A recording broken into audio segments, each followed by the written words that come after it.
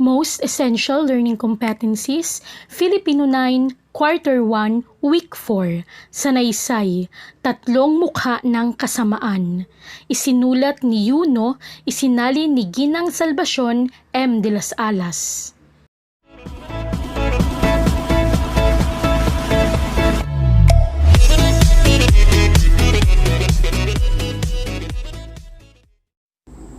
Mabuhay! Isang mapagpalang araw sa inyong lahat. Kung bago pa lamang kayo sa aking channel, ay mag-subscribe upang maging updated sa mga kwento, akda at mga aralin na aking ibabahagi rito. Most Essential Learning Competencies. Una, na ipaliliwanag ang salitang may higit sa isang kahulugan. Ikalawa, nasusuri ang paraan ng pagpapahayag ng mga ideya o opinyon sa napanood na debate o kauri nito. Ikatlo, na isusulat ang sariling opinyon tungkol sa mga dapat at hindi dapat na katangian ng kabataang Asyano. At ikaapat, nagagamit ang mga pang-ugnay sa pagpapahayag ng sariling pananaw. Simulan natin. Ang buhay ay maiksi, ayon sa Santiago, Kabanata 4, Berso 14. Ang buhay ay parang usok lamang, sandaling lumilitaw at agad nawawala. Naniniwala ka ba rito? I-check ang iyong sagot. Oo, hindi, pwede. Pagkatapos ay sumulat ka ng 3 bagay na sa iyong palagay ay pinakamagagandang nagawa mo sa loob ng maikling panahon pa lamang ng iyong buhay. Isulat mo ito sa mga kahon na makikita mo sa sunod na bahagi ng video. Ako si, ilahad ang iyong pangalan, ako ay, ibigay naman kung ikaw ay ilang taong gulang. Sa 3 kahon, ilagay ang pinakamagagandang nagawa mo sa iyong buhay. Alam mo ba, ang akdang iyong babasahin ay isinulat ni Yuno, Tan Kin Nu. Siya ang unang punong ministro ng Myanmar, Burma, matapos nitong matamo ang kasarinlan mula sa bansang Britanya noong Enero 4, 1948. Si Yuno ay isinilang sa Wakema, Mayongmaya, District, Myanmar noong Mayo 25, 1907. Siya ay anak ng isang politiko. Nagtapos siya sa Universidad ng Rangoon at nagtrabaho bilang guro, manunulat at tagasalin ng wika. Bumalik siya sa Universidad ng Rangoon noong 1934 para mag-aral ng abogasya. Ngunit, hindi niya natapos ang nasabing kurso dahil natanggal siya sa kanyang paaralan nang pangunahan niya ang unang malawakang demonstrasyon laban sa pamahalaang Britanya. Siya rin ang nanguna sa pagkakatatag ng Red Dragon Club na naglathala ng akdang mapanghimagsik laban sa nasabing pamahalaan. Ito ang naging sanhi ng kanyang pagkakakulong noong 1942. Mahaba ang naging buhay panunungkulan ni Yuno sa Myanmar. Ang Myanmar ay kilala noon sa pangalang Burma. Naglingkod siya sa bansang ito simula 1948 hanggang 1958 at 1960 hanggang 1962. Basahin ng isang sanaysay na kanyang isinulat upang bigyang aral ang mga taga-Myanmar ukol sa kalagayang sosyal ng kanilang bansa at upang mabigyang aral ang mga tao tungkol sa mukha ng kasamaan sa mundo. Kung nais mapakinggan ang sanaysay na pinamagatang 3 mukha ng kasamaan ay mangyaring i-click na lamang ang link na makikita sa ibaba o kaya naman ay pumunta sa aking YouTube channel at hanapin ang video na pinamagatang 3 mukha ng kasamaan. Batay sa MELC na ipaliliwanag ang salitang may higit sa isang kahulugan. Gawain bilang 1, A, May mga salita na higit sa isa ang kahulugan, kagaya ng mga salitang may salungguhit sa bawat bilang. Isulat sa kahon ang titik ng tamang kahulugan nito batay sa pagkakagamit sa pangungusap. Sumulat ng paliwanag sapat lang kung bakit ito ang iyong napiling sagot. Ang mga pagpipilian, titik A, pag-aaral sa loob ng paaralan. Titik B, pangkat o klasifikasyon. Unang bilang, ang isang mahusay at responsableng mag-aaral ay hindi nahuhuli sa klase. Alin ang kahulugan sa dalawang pilian ng salitang klase sa unang bilang? Ikalawa, ang mga tao sa lipunan ay nauuri sa dalawang klase, ang mayayaman at mahirap. Piliin naman sa pilian ang kahulugan ng salitang klase sa ikalawang pangungusap. Ang mga pagpipilian, titik A, gawaing mabigat, titik B, kasalatan o karukhaan sa buhay. Ikatlong bilang, mahirap gawin ang isang bagay na hindi mo nakasanayan sa iyong buhay. Ikaapat na bilang, mahirap man kami ngunit hindi ito naging hadlang upang matapos ko ang aking pag-aaral. Ang mga pagpipilian, titik A, impormasyong nakalap, titik B, talino o husay. Ikalimang pangungusap, ang kaalaman kong taglay ay ginamit kong instrumento upang maging matagumpay sa buhay. At ika-anim na pangungusap, nakinig akong mabuti sa sinabi niya kaya marami akong kaalamang nakuha tungkol sa kanyang buhay. Gawain bilang isa, titik B. Bilugan ng mga salitang may magkakaparehong kahulugan sa bawat pangkat ng salita sa kahon. Unang kahon, pagsubok, problema, suliranin, tagumpay. Ikalawang kahon, hawak, kamal, salat, tamasa. Ikatlong kahon, ipunin, masaid, simutin, ubusin.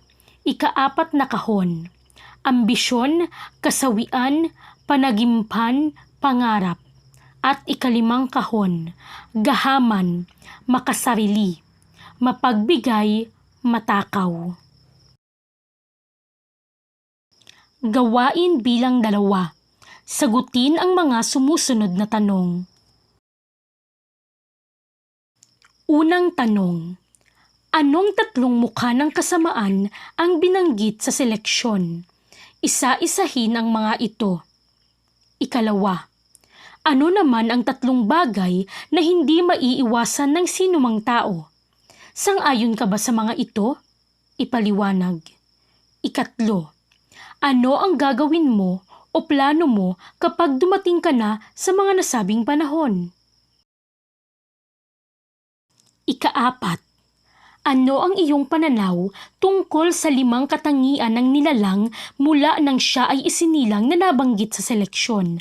Alin sa mga ito ang masasabi mong taglay mo? Ikalima, bakit tila naging napakalayo ng agwat ng mayaman at mahirap sa lipunan? Ano raw ang pangunahing dahilan ng pagkagahaman ng isang nilalang? Ika-6, sa iyong palagay, bakit naging napakadali sa isang tao na masilaw sa materyal na bagay? Ika-7, naniniwala ka ba sa kasabihang ang pera ang ugat ng kasamaan sa mundo? Pangatwiranan ang iyong sagot. Ika-8 bilang, sang-ayon ka ba sa lahat ng sinabi ng may akda sa seleksyon? Pangatwiranan ang iyong sagot. Ika-9, anong aral ang iyong nakuha mula sa alamat ng padaytabin? Paano ito maaaring mangyari sa ating buhay? At ika-10, anong pangunahing kaisipan at mensahe ang naging hatid sa iyo ng seleksyong binasa? Gawain bilang 3, lagyan ng check ang mga kaisipang nakita o nabanggit sa akdang binasa at X ang hindi. Unang bilang, ang kayamanan sa mundo ay marami at nahati ng sapat para sa bawat mamamayan. Ikalawa, ang kayamanan ay hindi madadala ng tao sa kanyang libingan. Ikatlo, ang mahihirap ay nakapagtatamong lahat ng edukasyon sa buhay. Ikaapat, ang mayayaman ayon sa paniniwala ni Buddha ay mga hari ng lipunan. Ikalima, ang pagkagahaman ng tao sa kayamanan ay nagbubunga ng sobrang kasakiman. Ikaanim, ang sanhi at dahilan at pagsama ng daigdig ay mula nang malaman ng tao kung paano magpatubo ng malaki sa binitawang puhunan. Ikapito, dahil sa kasakiman sa material na bagay, ang tao ay parang lintang sumisipsip ng dugo ng kanilang pinagsasamantalahan. Ikawalo, kung ang kayamanang likas ay gagamitin sa kapakanan ng mamamayang nangangailangan, mababawasan ang kasamaan ng sangkatauhan. Ikasyam, maaaring umunlad ang isang bansa kahit pa karamihan ng kanyang mamamayan ay mangmang. At ikasampu, ang mayayaman ay karaniwang nagbibigay ng tulong sa mahihirap upang maiahon sila sa kahirapan. Gawain bilang 4. Buuin ang balangkas na makikita sa sunod na bahagi ng video upang maipakita ang proseso ng padron ng pag-iisip sa mga ideya at opinyon sa akdang binasa. Pagkatapos, gumawa ng simpleng pagsusuri sa katotohanan ng mga ito. Pamagat, 3 mukha ng kasamaan. Unang bahagi, 3 mukha ng kasamaan, titik A, titik B, titik C. Pagsusuri kung katotohanan ba ito o hindi. Patunay. Ikalawang bahagi, 3 bagay na hindi maiiwasan ng tao. Titik A, titik B, titik C. Pagsusuri kung katotohanan ba ito o hindi. Magbigay ng patunay. Ikatlong bahagi, 5 katangian ng tao mula sa kanyang pagsilang. Titik A, titik B, titik C, titik D, at titik E. Pagsusuri kung katotohanan ba ito o hindi. Maglahad ng patunay. Ika-4 na bahagi, dulot sa lipunan ng pagiging makasarili ng tao. Titik A, titik B, titik C, titik D, titik E, at titik F. Pagsusuri kung katotohanan ba ito o hindi. Magbigay ng mga patunay. Gawain bilang 5, ang alamat ng padaytabin ay nabanggit sa seleksyong binasa. Ipagpalagay na ikaw ang puno ng padaytabin at isa sa taong bayan. Buuin ang concept map sa ibaba upang maipahayag ang iyong sariling ideya at ideyang nakuha mula sa binasang alamat. Alamat ng padaytabin. Buod ng alamat.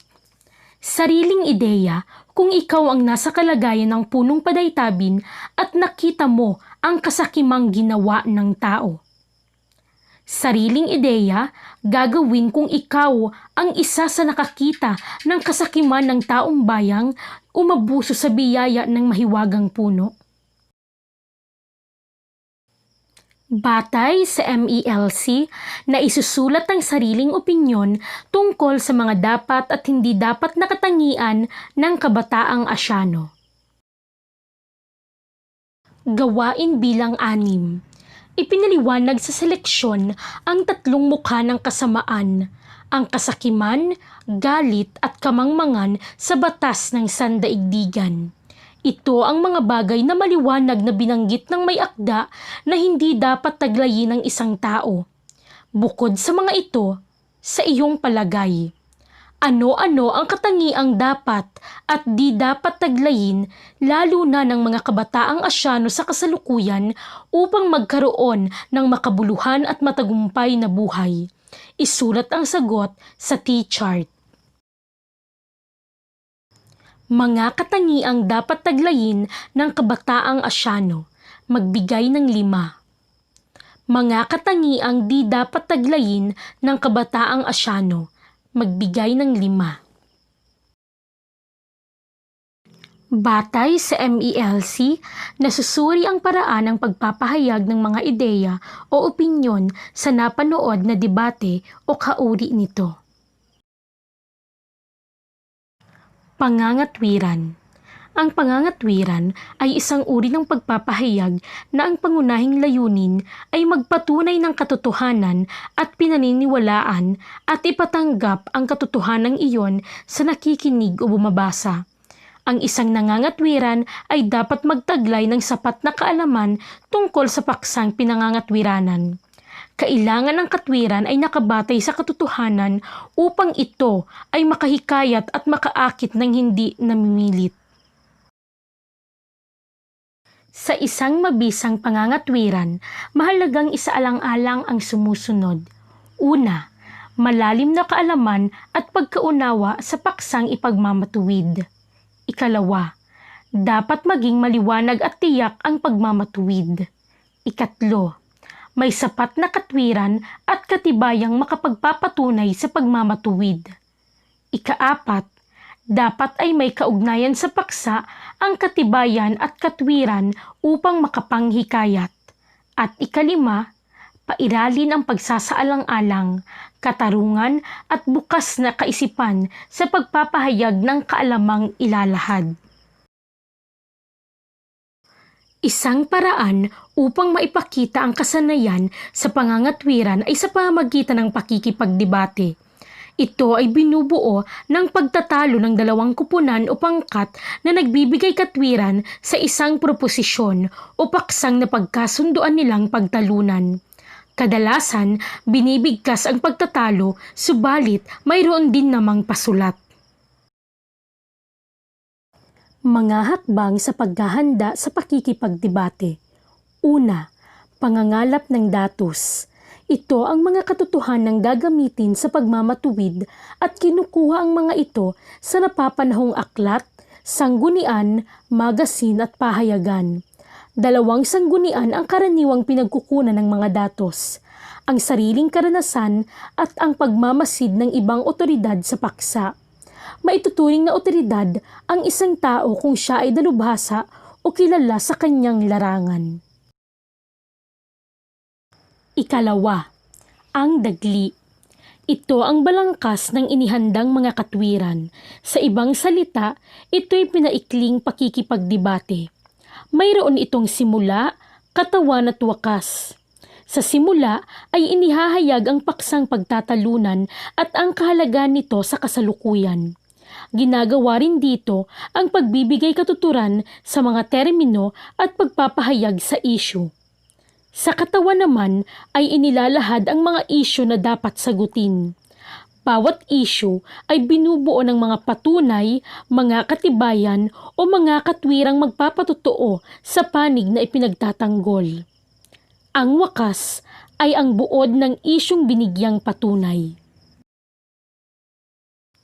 Ikatlo, pagtatanong. Bahagi ng pagdedebate ang pagtatanong. Narito ang ilang paalala sa pagtatanong sa debate. Una, magtanong lamang ng mga tanong na ang sagot ay oo o hindi. Ikalawa, huwag papayagang magtanong ang kalaban kung ikaw ay nagtatanong. Maaaksaya ang iyong oras ng pagtatanong.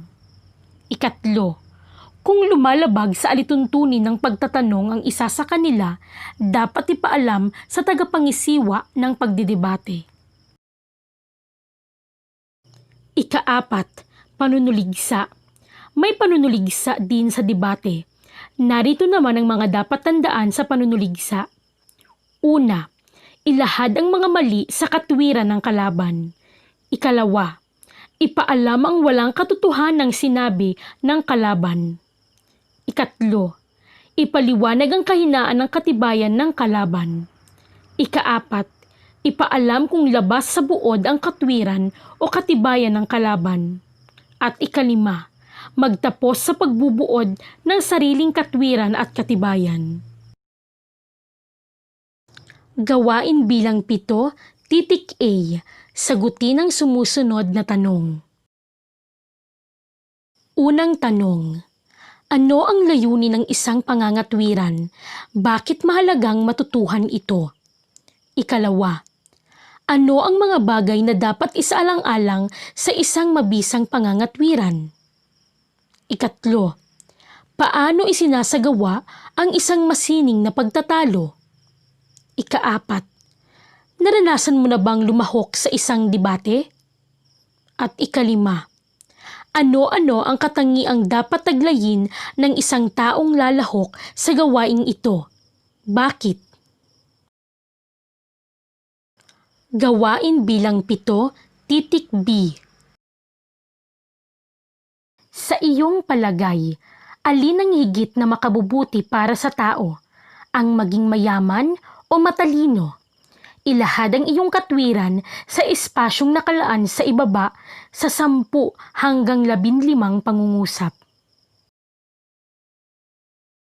Gawain bilang 7, titik C. Manood ng isang debate o pangangatwiran sa YouTube. Suriin ang paraan ng pagpapahayag ng ideya at opinyon ng mga kalahok sa iyong napanood. Isulat sapat lang ang mga nakita mong magagandang paraang maaari mong makuha mula rito kung ikaw ay mabibigyan ng pagkakataong makipagdebate sa hinaharap. Batay sa MELC, nagagamit ang mga pang-ugnay sa pagpapahayag ng sariling pananaw. Ang mga pang-ugnay at mga pahayag na ginagamit sa pagbibigay ng sariling pananaw. May 3 pang-ugnay sa wikang Filipino. Ito ay ang mga sumusunod. Pang-angkop.